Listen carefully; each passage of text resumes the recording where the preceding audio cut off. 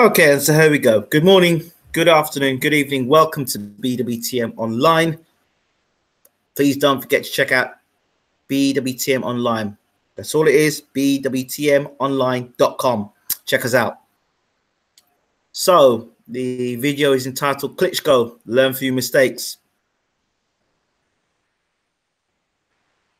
Hire Bashir for 2019 comeback. It has been, the rumors have been circulating round and round that Vladimir Klitschko is going to be making a comeback. But let's go one step further. Vladimir Klitschko was sparring with Alexander Usyk when Usyk was preparing to fight Tony Bellew. So Klitschko's been doing something. He's been training for a while. He's been sparring with Usyk. So you don't spar Alexander Usyk regularly if you have no intention of making a comeback. He's not the sort of guy you go and play around with in the ring.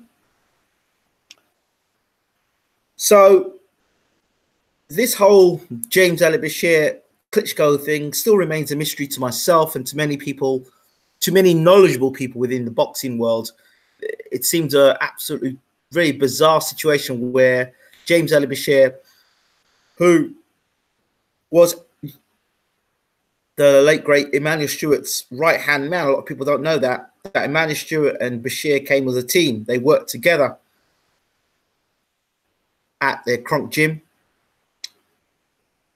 And, I mean, they really did work as a double act very well together. And, of course, Bashir is a more experienced gentleman, a man that has got over 40 years' experience in boxing. He brought Jonathan Banks into camp when Emmanuel Stewart originally didn't want Jonathan Banks in camp and didn't rate Jonathan Banks.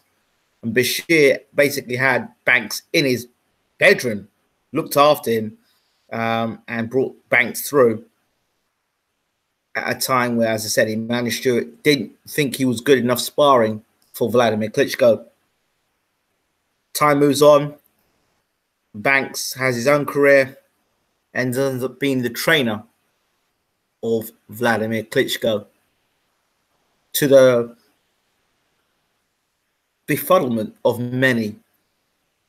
Who better to have continued the Stewart era than Bashir, who'd worked with the man for many years and had the experience to not only train Vladimir Klitschko to keep those great things that Stewart did, but to move on to that next level.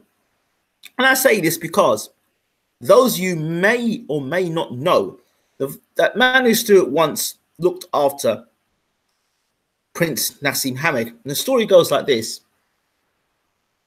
Stewart wanted Naseem Hamed to be an out-and-out power puncher, to hold his feet and to let the rocket launchers go and to stop all the moving around. Bashir was of another mindset. Bashir believed that Hamed should move and dance around the ring and do what he normally does. Ultimately, it's the former which ended up being the demise of Prince Naseem Hamed, holding his feet, getting hit with more punches, and being an easy target for Marc Antonio Barrera. But we saw the danger signs for Hamed when he fought Augie Sanchez. We could kind of say the same thing here for Vladimir Klitschko's career. Klitschko's career, let's take you back to the Bryant Jennings fight, where Bryant Jennings was expected to get blasted out by many Klitschko fans. I said that wasn't going to happen. And in that fight, Jonathan Banks said, you know, box with him. Box with Bryant Jennings in a fight that was, you know, Jennings was getting into, and it was too close, personally, for my liking. In the sense that Vladimir Klitschko is this dominant heavyweight champion, and he's struggling against a guy who had a very limited amateur career and, you know, quite green as a pro. Big heart, lots of guts. Bryant Jennings was undefeated at the time. But really, he should not have been giving Vladimir Klitschko the sort of problems he was giving him. That was partly down to his trainer, Banks. I'm not lying. I'm not trying to be nasty to Banks or anything. You can see it. Go back and listen to the tape. That is the evidence right there. There was no urgency from Banks to tell Vladimir Klitschko to cut the ring down, to close Bryant Jennings down, and to land heavy shots on him. There was none of that. There was this kind of very, box with him because there was nothing else Banks could offer. Again, the Tyson Fury fight, Banks in the corner, allowing Klitschko to just fall asleep through half the fight and not inject any sort of energy in him. Again, we look at this fight right here. Vladimir Klitschko, one of the most exciting fights of his career, against up-and-coming Anthony Joshua, at the time. Lands that big right hand, as you see right here, and drops Joshua. Who the think tank was in the corner? Again, Jonathan Banks and Vitaly Klitschko, who I don't know who Vitaly Klitschko has trained to be advising his brother as to what to be doing. We all know what happened. But I like these pictures because these pictures paint 1,000 words.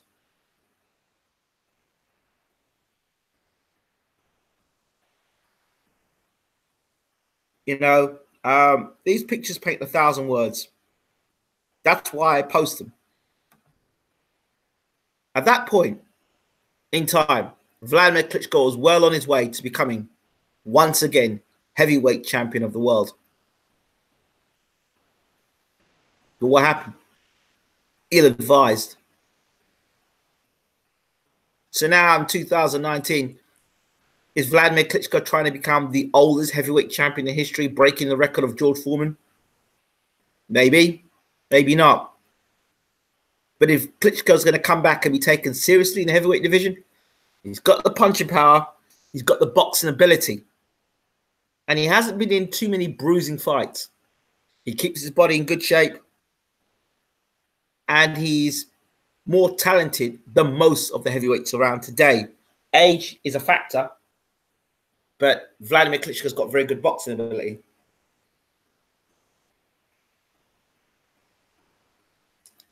So if Klitschko was to do this and he went down the George Foreman route, for those of you who remember the George Foreman route, where he took his time and he's come back, Vladimir Klitschko can punch, he can box. And he has a decent chin, let's be honest. He got hit by Joshua with some big shots and was able to get back up, So I'd like to see Klitschko come back, but I'd like to see Klitschko come back with some purpose and with someone like Bashir in his corner. An experienced trainer who can offer him more, especially at this stage of his career. Why Klitschko came back against Joshua, not learning from his mistakes he made against Fury and against Jennings. But, if Klitschko comes back with the same setup as before, then I don't think he's got much hope because he'll make the same mistakes again. When he needs to be motivated, he won't be motivated. When he needs to turn left, he'll be going right. And ultimately, it will be a career of what if Bashir was in Klitschko's corner the night he knocked down Anthony Joshua? Would Klitschko be world heavyweight champion today? We know for one thing, Bashir would not have allowed Klitschko to have let Joshua off the hook.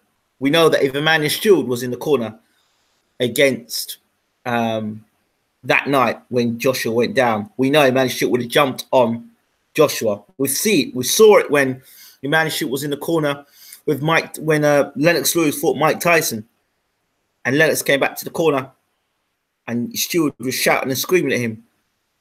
He's saying, "Get this guy out of here," and really pushing Lennox in his chest and letting him know how important it was to get the dangerous Mike Tyson out of there because of his punching power.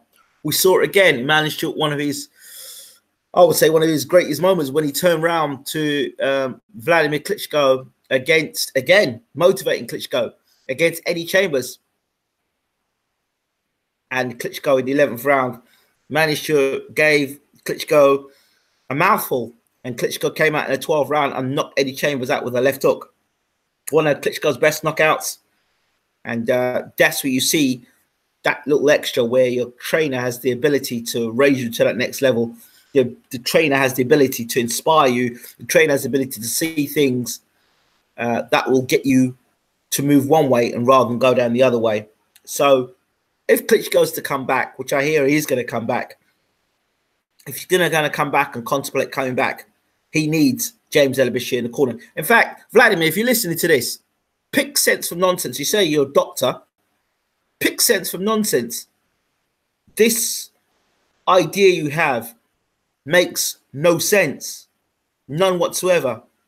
It's just your stubbornness and your thinking you know it all. You're a fighter. Let the trainer do the training. Let the fighter do the fighting.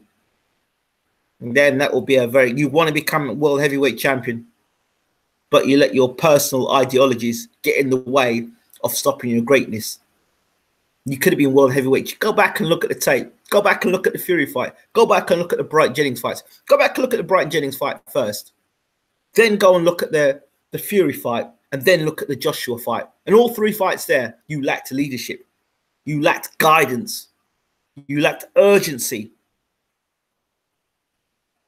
You were doing things all by yourself. So therefore, you get what you put in.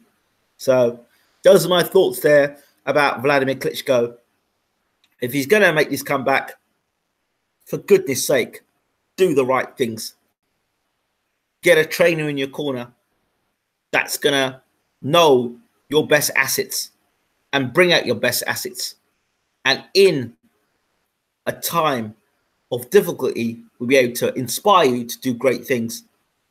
Another great trainer, Angela Dundee, when Sugar Ray Leonard was in the corner in the 14th round, I think it's the 14th round, 13th or the 14th rounds, against Tommy Hearns, the first fight. Angela Dundee goes into the corner and he says to Leonard the famous words, "You're blowing it, son, you're blowing it." And Leonard comes out and he takes out Hearns. Iconic moments, but trainers are there for a reason. So spend the extra dough, Vlad. Spend the extra dough. And for once, do something different. Show that you're not a robot. Show that you can do things differently. Show that you can make the changes necessary. Admit that you've got it wrong. And get Bashir in the corner. And let's see if you can become world heavyweight champion. Let's see the best possible version of you at the age you're at now. Let's see what would happen. Those are my thoughts. Thank you for watching.